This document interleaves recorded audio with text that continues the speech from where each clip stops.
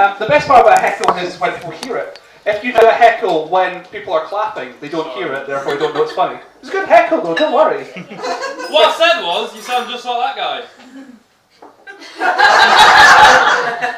Well, I got a laugh. Yeah. Good try though, good try. Like, it's alright. God loves a trier. Or God doesn't love anyone, according to Richard. But yeah, welcome back to the second half of the show!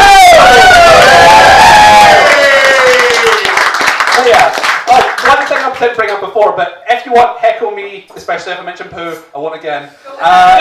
Just heckle me, but don't heckle the acts. I think someone did during Richard's set, or someone joined in, just in case. Like, it may have been fun, it didn't seem it. And also, sometimes heckles are shit. Which is sometimes a problem. But sorry, I'm being a bit mean. What's your name, by the way, mate? Stuart. Stuart. I'm Struan. Have we met? No. I don't know why. Your face does look really familiar. I think we might have done. I think we might have done. I don't know. What do you study? We're both drunk, I don't know. Maybe. One night we were drunk together. That could be many nights for me. But yeah, so what do you study? I don't. You don't? You're a graduate or? Nah, tried it. Got bored. Are you a bar manager? No. I work in Zara. Say again? I work in Zara. Zara? What? Menswear. Clothes. Something you've never been. What's that? Menswear? My mum buys my clothes. Actually, no. See, Bob, what I said before, make the heckles funny. Make them funny. Actually, I did buy this t-shirt recently. It was a $5. It was that moment. I remember going for a shopping, and then when it was like, oh, it's a $5. It looks alright. Fuck yeah! That's me done for 2 years. But yeah, so what's it actually like working in menswear? Do you actually have to give people tips, or do you just sort of like go snazzy? Or The most expensive things usually the best fitting and the best nicest thing. so I mean, do you actually like walk about with them and give them advice, or? That's more expensive than that one. You should buy that one.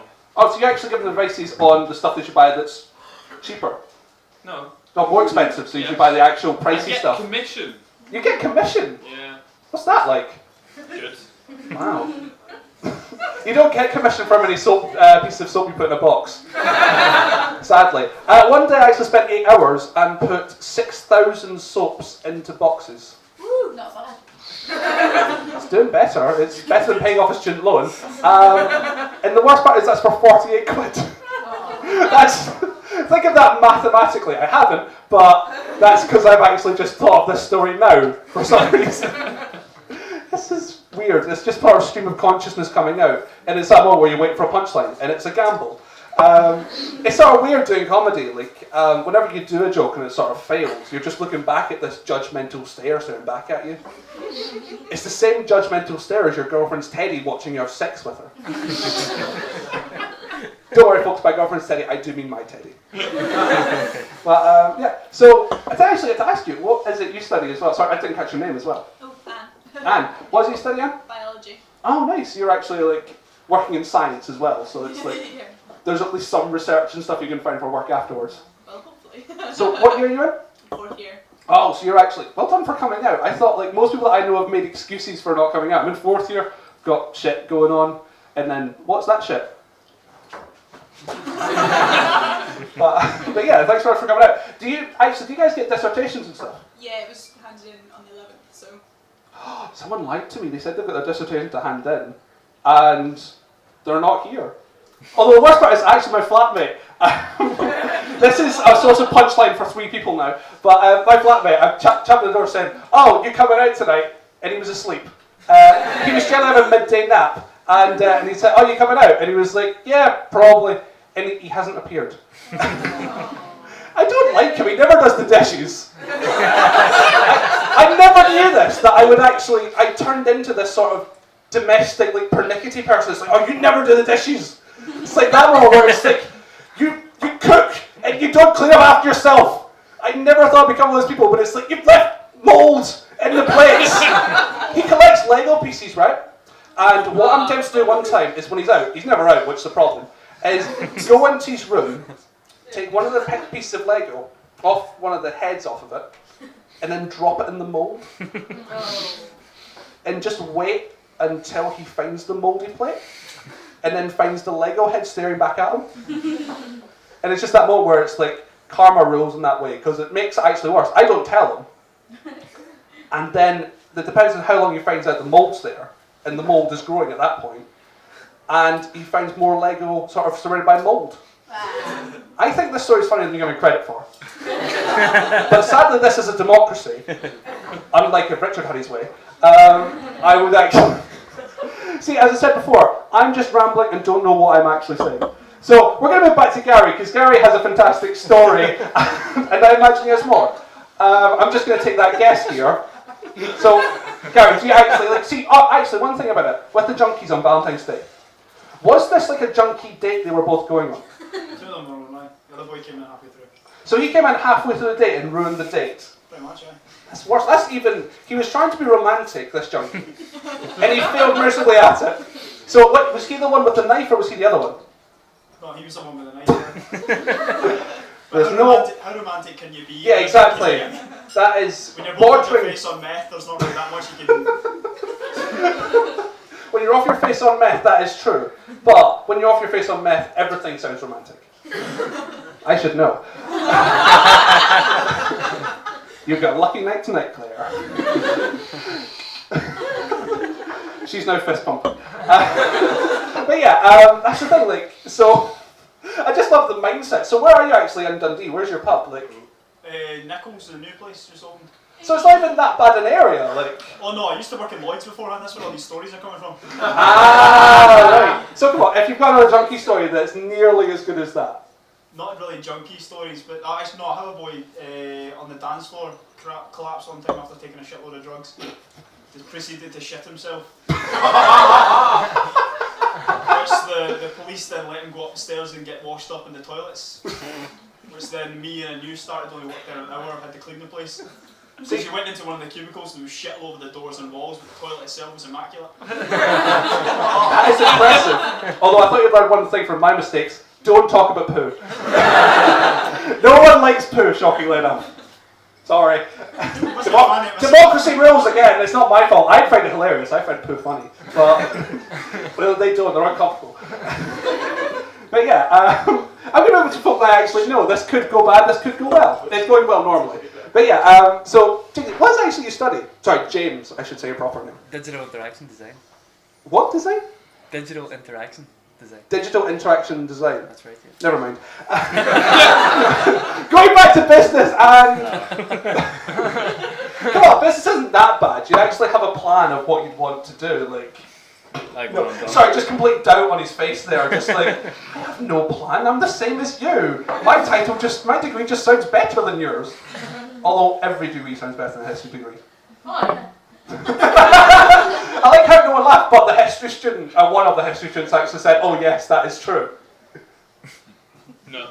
And now you didn't make it so clear who you were there. So it's like, so yeah. But see, as a history student, I fucking love history, right? I'm obsessed with Theodore Roosevelt, right? And one of the things about Teddy Roosevelt is that I talked to him last gig, but he has a pet badger in the White House, right? And the thing is as well, he was also, ironically enough, famous for being like hunting the shit out of every animal. Like he would just go around on world tours just shooting animals for fun. He was sort of like an evil version of a Pokemon master. But the thing is, as you can tell, you guys are kind of awkward about it because like it's morally wrong hunting. It's sort of seen as very wrong and unnatural and like just dodgy. And considering now like it's actually sort of changed, like before then it was kind of really manly and actually really popular and something every man should do, which actually weird enough is the opposite transition for anal sex. No, don't do that then. I genuinely thought that was funny, that's the worst part about that joke. I thought, keep her. But yeah, as I was saying, it's like watching a girlfriend's teddy, watching her sex with her. But yeah, I've whipped you up into fashion now! No, not really. But yeah, how many material have I got? Sorry, what was that? That's the worst part, it's my girlfriend chatting during my compere set. As you see with compering, it's sort of pot luck and following a stream of consciousness. So it's like, hit jackpot with you. Not so good the other half. But it's interesting. Sorry, Claire, what was it you said? Come on. It was my fault. You were talking about anal sex, and I said she should be prepared for tonight. She said my fault. I said I had one knife in my queue.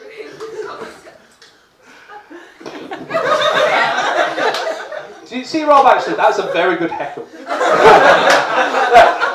Before I accumulate myself even further, I am going to bring on the next act. He is an absolutely brand new comic, and he's actually worked in comedy for a while, but sadly lives in Dundee, so it's not many opportunities for gigs. So that's why I'm bringing him straight away to do this. Can we get another clap off for? Go for you this time. Woo! Right, come on, stand on your feet. Go on. Right, let's go.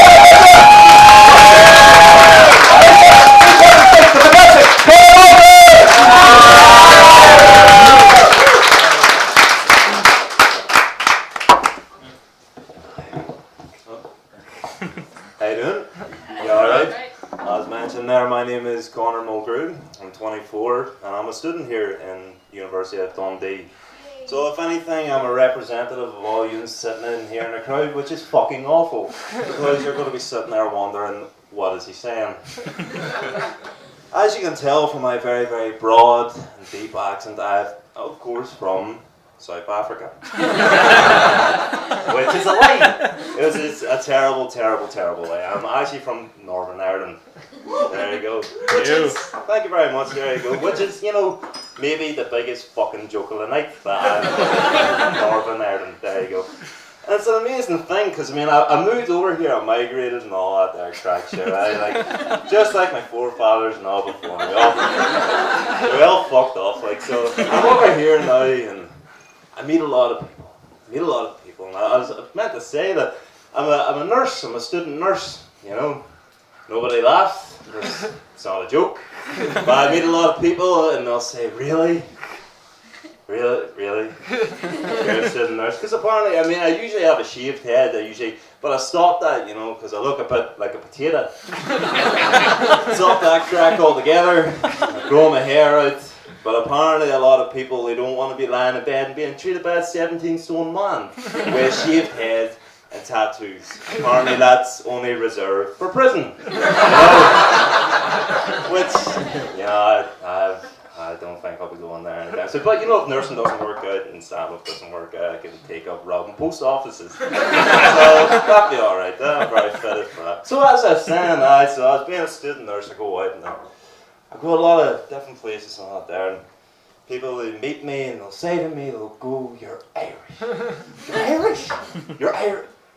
He's Irish. He's Irish. He's Irish." And I stand there, and I'm a man with a very, very, very, very, very, very small ego. No, you thought I was going to say penis.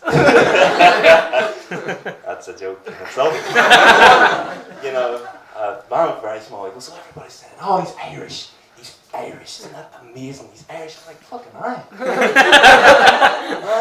I'm Irish, that's alright. And I feel like, you ever seen Saturday Night Fever? John Travolta, big white suit and all, fucking swagger. Swagger lad, swagger, sir. Bee Gees and all in my head and stuff like that there. They pulled me up so high because my terribly small ego. And they say to me, go, "Say something." Say something, go and say something for me. Go and say something for me, Irishman. So I'm way up there and they brought me right down. And I feel like one of them little fucking monkeys with cymbals, you know, just smash them together. Fucking do it for me. Or like a lion on a ball, you know, and you're just standing there cracking the whip beside me and stuff like that. And it brings me down, man. It brings me down, like. But of course, I entertain. But it's different. I mean, like, if a lad, he asked me to do it, you know, he'd get the usual hard man swagger, you know, something very vulgar. But if a girl wants me to do it, I act up to it. Because that's what common decency calls for. So I do that. So I'm not, that really, it brings me on to drinking. You know, we all had a good party stay on. We all survived, everybody sitting here. I'm still dying, if you haven't realised. I'm a walking fucking cadaver at the moment. I'm a corpse. Just, when I meet people, they always think that because I'm Irish, I must be some kind of amazing drinker. And that couldn't be any further from the truth. The only thing recently that I have drank is my own shame, because I've realised this. I mean, Paddy's Day itself, it nearly fucking caused me up a stroke. You know what I mean? Like, I can't keep up a pace anymore. Can't do it. And I've got a story I'll tell you now about the worst hangover of my entire life. And it's not today or anything like that. Or yesterday, for a fact, when I was 19 years old, I passed out at a house party. And I woke up the next morning, maybe at about 5 o'clock, just went for a casual pee. Okay? Casual pee. And I looked down, washed my hands all down, and I looked up in the mirror. I paused for a moment because, you know, when I went to sleep, I didn't have an eye patch. I drawn on an eye patch, I didn't have that. Or a beard, or horns, or a neck tattoo. Wearing a shirt, you know, so I started unbuttoning it, and everything was fucking covered head to toe. You know what I mean? It looked like one of those lads you get pictures of taken, you know, and they send them into like Nuts magazine, and they'll be like, oh, look what I did. Look what I did, my friend. Give me a places. Give me one. You know what I mean? But I didn't have that, because it was just between my circle of friends and everybody just laughing at me. So I went home, I left, and a big old dirty huff. How dare they take advantage of me? How dare they? So I get home, and it's like 5 o'clock now. Get home and get into the shower and all that, and scrub, and it was awful. It was painful and stuff like that there, but that was not the most painful. But I get out, and my father is prototypical Irishman. He's up at 6 o'clock in the morning, and he's drinking by 6 o'clock in the evening. He's a hard-working man, and of course I had forgotten that he's going to be up. So I come out of the shower, and I'm standing there, and he opens the bathroom door. And I'm standing there with a towel around me, just, Daddy! It's like, what are you doing home so early? I was like, oh, it's just, you know, came home early for a shower. I'm still fucking half cut, like, so it's, you know, what else can you say to your dad when you've been rubbed red raw with a brush? It's like, you're very, very red. I was like, I know. So I turned round, and there was silence, and it's like you can hear the fucking pin drop for some reason.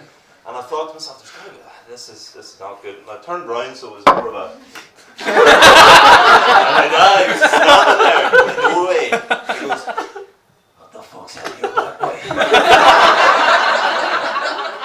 And my dad, you know, being a prolific Irishman, I could read from the reaction on his face, and there's a Union Jack on my back. There's a fucking Union Jack on my back, Daddy.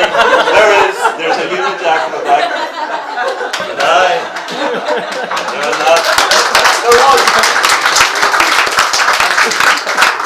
And I didn't applaud that, because what followed was fucking awful. He said to his 19-year-old boy, his pride and joy, get in that shower, boy. Get it scrubbed. Daddy, no. No, but get in that shower. So, Kyle comes up, he looks me up and down, get in. So I'm in there. That's up the wall, and it's like the fucking scene in American History X, right? When Edward Norton gets his jacksie handed to him on a plate by a bunch of Aryans, but it's changed from a 19-year-old boy getting his back brutally torn into it. It was like in the Passion of the Christ when Pontius Pilate is just whipping Jesus, just going at him, and Dad's sitting there and he's scrubbing me, and he's scrubbing me. I did not know which was more fucking painful. Was it my dad just tearing the skin off my back? Was it the hot water? Or was it my tears? Was it my tears that burned when my dad was scrubbing me? Going, fucking disgrace, Conor. And with that, I will close my segment. Fucking fantastic. Thank you very much. And